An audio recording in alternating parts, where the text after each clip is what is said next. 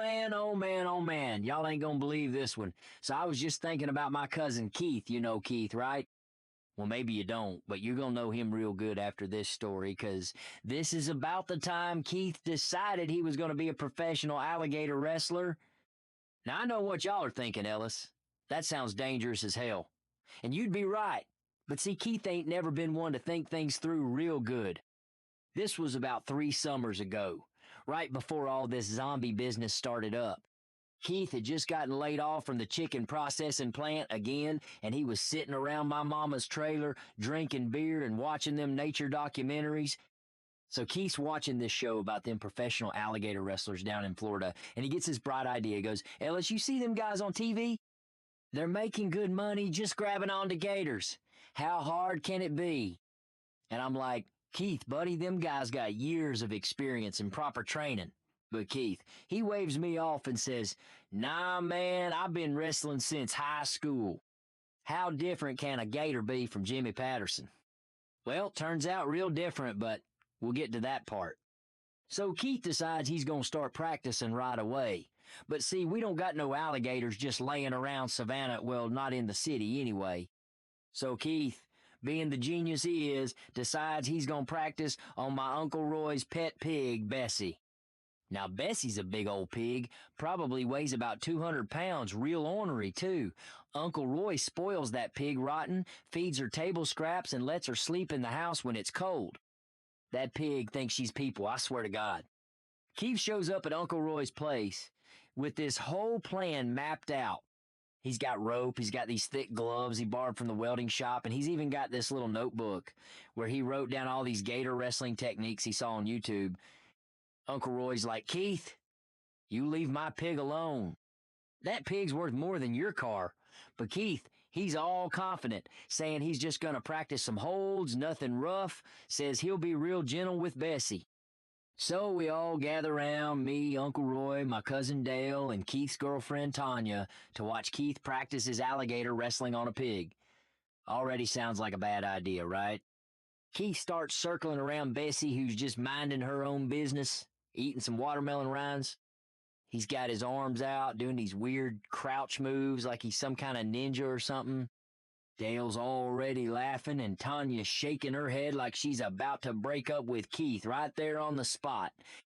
Then Keith makes his move. He jumps on Bessie's back, tries to grab her around the neck like them gator wrestlers do, but here's the thing nobody thought about. Pigs are smart. Way smarter than alligators. And Bessie, she don't appreciate being grabbed by some unemployed yahoo who smells like beer and desperation. Bessie takes off running faster than I ever seen a pig run. Keith's holding on for dear life, yelling, whoa, whoa, like Bessie's a horse or something. But that pig's got a plan. She heads straight for Uncle Roy's garden, where he's got all them tomato plants staked up with wooden posts. Crash! Right through the tomatoes. Keith's getting whipped by tomato vines, stakes are flying everywhere, and Bessie's just charging through like she's in some kind of pig rodeo. Uncle Roy's yelling about his tomatoes, Tanya's yelling at Keith to let go, and Dale's just laughing so hard he can't breathe. But Bessie ain't done yet. She makes a sharp turn toward the chicken coop, and Keith loses his grip. He goes flying through the air like Superman, arms spread out, screaming the whole way. Splat! Right into the chicken coop. Feathers everywhere, chickens squawking and flapping around, and Keith's just laying there covered in chicken shit and feathers, groaning like he got hit by a truck. Bessie just trots over to her mud wallow and settles in like nothing happened. That pig was proud of herself, I could tell. We help Keith out of the chicken coop, and he's all banged up, scratches from the tomato stakes, covered in mud and worse things. And he's got this one chicken feather sticking straight up out of his hair like some kind of weird hat. Uncle Roy's assessing the damage to his garden, shaking his head. Keith, he says, you owe me $47 for them tomato plants, plus whatever it's going to cost to fix that chicken coop door you busted. Keith's sitting there picking feathers out of his shirt, and he goes, well, that didn't go exactly like I planned. And Tanya, she just looks at him and says, Keith, you're dumber than a box of rocks and twice as useless. But here's the best part. Keith ain't ready to give up on his alligator wrestling dream. He says, maybe I just need to practice on something bigger. Y'all know where I can find a cow? And that's when Uncle Roy banned Keith from his property for the rest of the summer. So a couple weeks later, Keith's still determined to be a gator wrestler. He drives down to Florida with his buddy Tommy. You remember Tommy, right? Got that lazy eye on the motorcycle with no muffler? Yeah, that Tommy. They drive all the way down to the Everglades, figure they're going to find some gators, and Keith's going to show them what he learned from his pig wrestling experience. They get to this swamp tour place, and Keith walks up to the tour guide like he's some kind of expert. "Excuse me, sir," Keith says. "I'm a professional alligator wrestler from Georgia, and I was wondering if you got any gators I could practice on." The tour guide, this old Florida cracker who's probably been dealing with tourists for 30 years, just looks Keith up and down.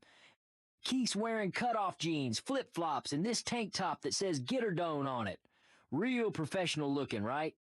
"Son," the guide says, "you ever actually wrestled a gator before?" Keith puffs up his chest all proud. "Well, I wrestled a 200-pound pig, and I figure a gator can't be much different." The guide starts laughing so hard he nearly falls over. "Boy, you're about as ready to wrestle a gator as my grandmother's ready to run the Kentucky Derby. And she's been dead for 15 years.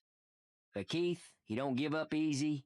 He convinces the guide to let him come on the tour, says he just wants to observe the gators, study their movements. The guide agrees, probably figured it'd be good entertainment for the other tourists. So they get out in the swamp, and the guide's pointing out all these gators sunning themselves on logs and swimming around. Keith's taking notes in his little notebook, real serious-like. He's mumbling stuff like, "Okay, so they're longer than pigs, got more teeth, probably smell worse." Then the guide gets to this one big gator, probably 12 feet long, thick as a telephone pole. "Now this here's Big Betty," he says. "She's been in these waters for about 40 years, probably weighs 600 pounds. She's mean as a snake and twice as smart." Keith looks at Big Betty, and I swear I could see the gears turning in his head. "How much y'all think somebody can make wrestling a gator like that?" The guide goes, "Son, ain't nobody wrestling Big Betty. She'd turn you into a Keith-shaped snack faster than you can say stupid idea." But Keith's getting that look in his eye, the same look he got right before he jumped on Bessie. Tommy sees it too, and he starts backing away real slow. "Keith," Tommy says, "whatever you're thinking, don't." But it's too late. Keith's already climbing out of the tour boat, saying something about how he's going to show everybody what a real gator wrestler looks like. The guide's yelling, "Get back in the boat, you crazy fool." The tourists are screaming and taking pictures, and Tommy's just shaking his head like he's already planning Keith's funeral. Keith wades out toward Big Betty, who's just laying there on this log, not paying him no attention. He gets about 10 feet away, and that's when Big Betty opens one eye and looks at him. Now, I wasn't there to see this part, but Tommy told me later that Big Betty looked at Keith the same way you'd look at a hamburger when you ain't eating all day, real interested like. Keith freezes up. Finally realizing he might have made a mistake, Big Betty slides off that log into the water, smooth as silk, and starts swimming toward Keith real slow.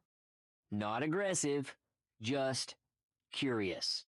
The guide's yelling, "Don't move, don't run, just back away real slow." But Keith panics. He turns around and starts running through the swamp water, kicking up spray everywhere, screaming like a little girl. Big Betty decides this is probably some kind of game, so she starts chasing him, but real lazy-like. She ain't even trying to catch him, just seeing how far she can make him run.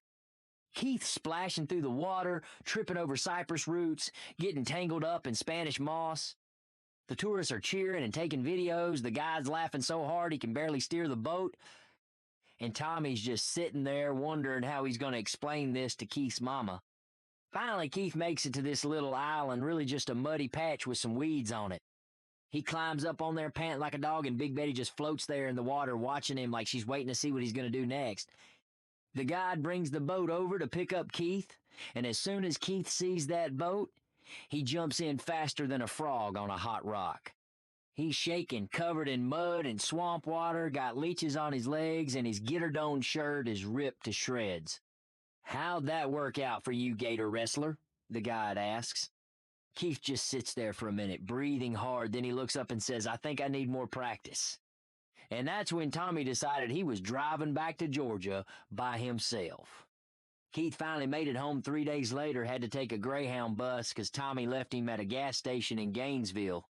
He showed up at Mama's trailer with all these bandages and bruises, smelling like swamp water and regret.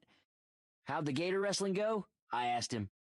Keith thought about it for a minute, then said, "Well, I learned that gators are definitely bigger than pigs, and meaner, and they got more teeth, and they can swim faster than I can run. So you're giving up on the gator wrestling dream?" Keith shook his head.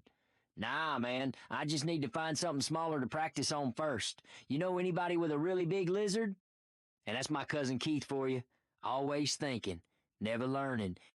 Last I heard, he was working at the hardware store and dating some girl who makes him wear a helmet when he rides his bicycle, probably for the best.